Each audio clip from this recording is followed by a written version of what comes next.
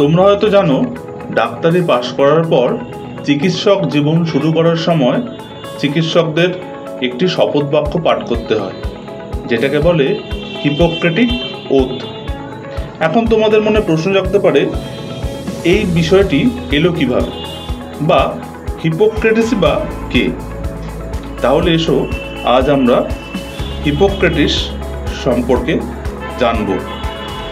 Hippocrates খ্রিস্টপূর্ব ৫ম শতাব্দীতে Greece দেশের দ্বীপ কোসেতে জন্মগ্রহণ করেন। তিনি তার প্রচেষ্টার মাধ্যমে প্রাচীনকালের সবথেকে বিখ্যাত একজন চিকিৎসক হয়ে উঠেছিলেন। প্রাচীন যুগে গ্রিস দেশে সব ব্যবচ্ছেদ নিষিদ্ধ ছিল।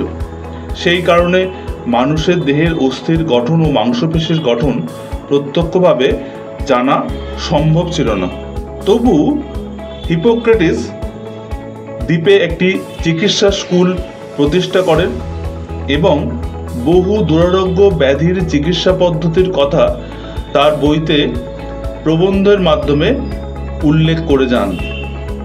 ভাঙা হাড় জোড়া লাগানো, সরে যাওয়া হাড় ঠিকমতো বসানোর জন্য পাতলা কাঠকে কোথায় কিভাবে স্থান দিতে হবে, তার উপরে কিভাবে পটি বাঁধতে হবে, সেই সব পদ্ধতির কথা তিনি উল্লেখ করেছেন। তার প্রবন্ধগুলি পড়লে বোঝা যায় যে তার অস্থি ও মাংসপেশির গঠন ও কার্যাবলী সম্পর্কে সুস্পষ্ট ধারণা ছিল।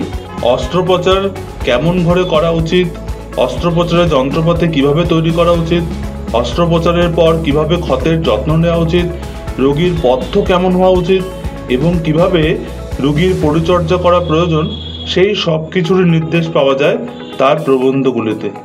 এই সব নির্দেশ বাস্তবধর্মী এবং আধুনিক পদ্ধতির অনেকটাই কাছাকাছি।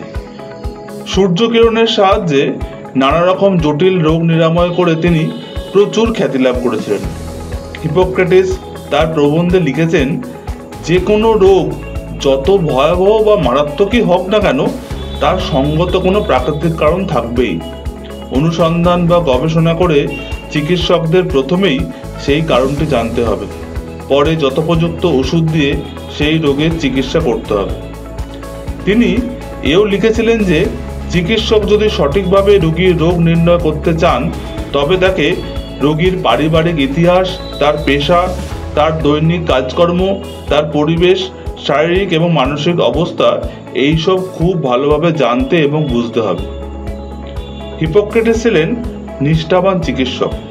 তিনি তার ছাত্রদেরও নিষ্ঠাবান করার উদ্দেশ্যে চিকিৎসক জীবন শুরু করার সময় শপথ বাক্য পাঠ করাতেন। শপথ বাক্যে ছাত্রদের বলতে হতো, আমি নিষ্ঠা ভরে সারা জীবন ধরে আমার কর্তব্য সম্পাদন করে যাব এবং আমার পেশার পবিত্রতা অক্ষুণ্ণ রাখব। হিপোক্রেটিসের রচনাবলী তার ছাত্ররা খ্রিস্টপূর্ব ৩য় শতাব্দীতে আলেকজান্দ্রিয়ার বিখ্যাত লাইব্রেরিতে সংরক্ষণ করে রাখেন। এই রচনাবলীটি ৮৭টি খণ্ডে বিভক্ত।